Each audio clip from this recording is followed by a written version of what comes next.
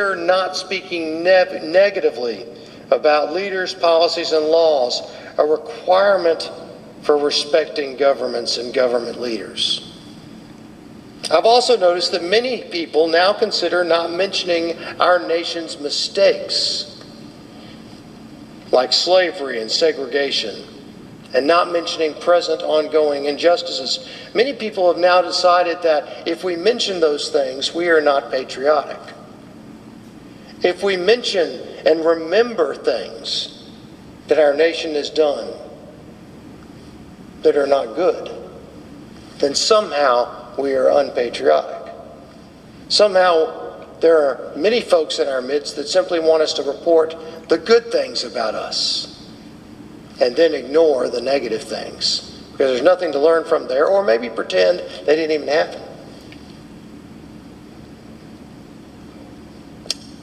This is not the freedom of speech that was written into our Bill of Rights. And yet, even in our patriotic words of critique, Paul would remind us to speak with respect. Even in our dialogue about differences, Paul would remind us to speak with respect.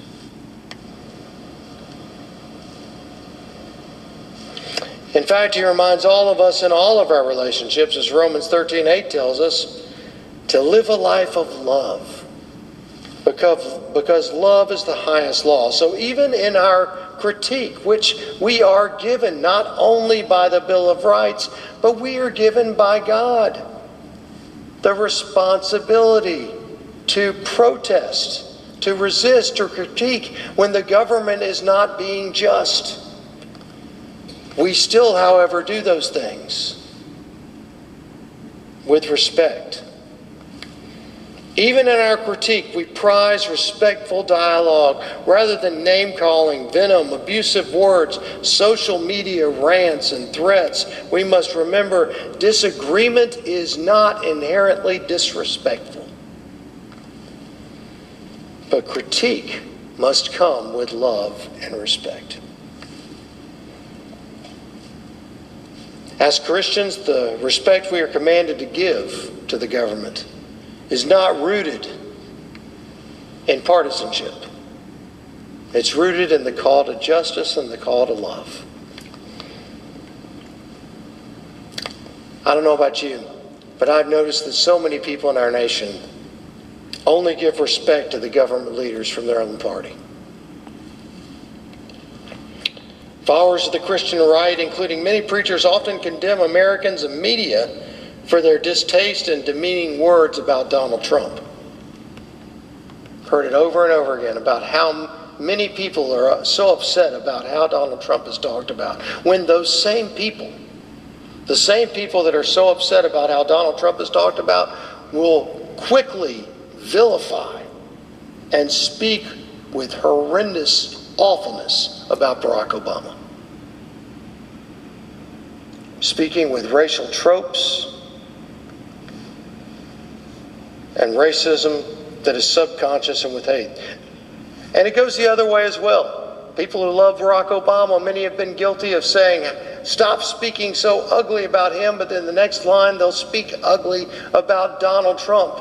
Folks, if we're going to call people like Paul did to respect the office of leaders of our government with our prayers and speech, then we have to pray and speak with respect of everyone, whether Barack Obama or Donald Trump. That doesn't mean we agree with everything they do. That doesn't mean we can't critique, but we critique out of respect, and we dialogue with respect. And we have lost that. We have Christians that hurl venom on social media. We have preachers that hurl venom in their sermons against people and call them names. We ought to be ashamed of ourselves, because we as followers of Jesus are called to better than this. We can have dialogue. We can call out injustice.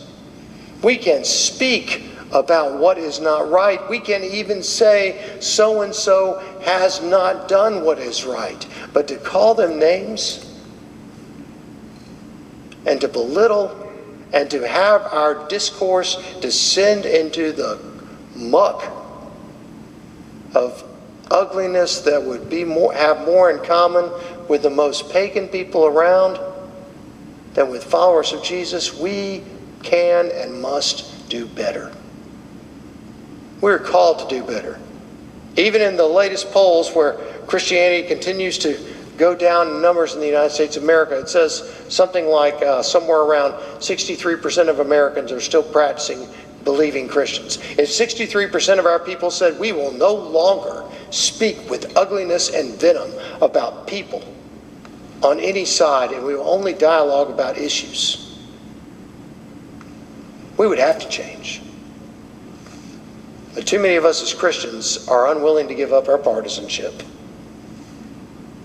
We have become a people where our partisanship leads us more than the kingdom of God, and that is shameful.